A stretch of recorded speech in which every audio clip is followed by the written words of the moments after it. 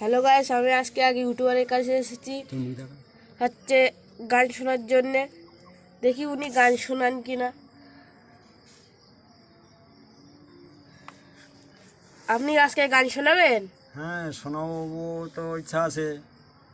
তা আপনার গানের প্রসঙ্গে একটু গানের দয়া করে প্রসঙ্গ বলবেন। আজকের যেহেতু 15ই নভেম্বর বিরসা মুন্ডার জন্মদিন, তার শুভ এই জন্মদিনে, শুভ এই জন্ম লগ্নে আদিবাসীদের ভগবান বা আদিবাসীদের নেতা এই বিরসা মুন্ডা সম্পর্কে গান বানিয়েছি, প্র্যাকটিস করছিলাম।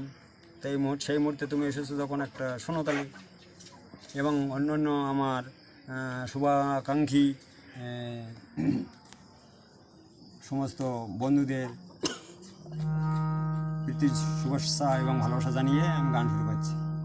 ঠিক আছে, তাহলে শুরু করুন। দেরি হয়ে যাচ্ছে, আজকে 5টা বেজে গেছে অনেক। শোনেন দেশবাসী, শোনেন দিয়া মন, সর্বজন বিরসা মুন্ডার উন্মূলন নীতি করিব বর্ণন, বিরসা মুন্ডার উন্মূলন।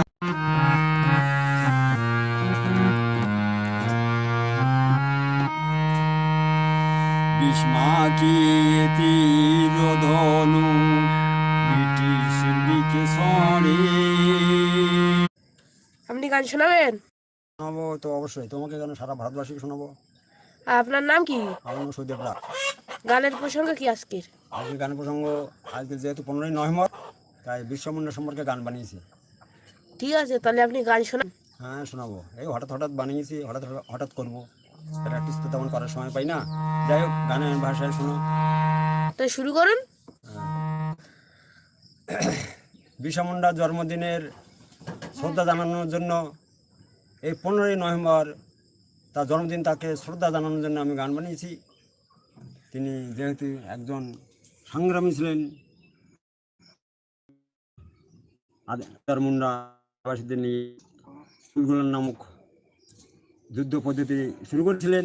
তার মায়ের নাম ছিল কুর্মী মুন্ডা মুর্মু, বাবার নাম ছিল সুগানা মুন্ডা।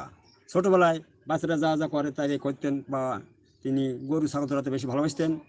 যাই হোক, তার জন্ম হয়েছিল বাঁশের বেড়ার ঘরে জন্মগ্রহণ করেছিলেন 1874 থেকে 1875 খ্রিস্টাব্দের মধ্যে।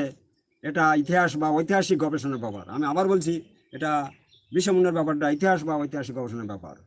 যাই হোক, তিনি ব্রিটিশদের দাসত্ব মোচনের জন্য যুদ্ধ শুরু করেছিলেন। চাষের জমি পর্যন্ত ব্রিটিশরা নিয়েছিলেন।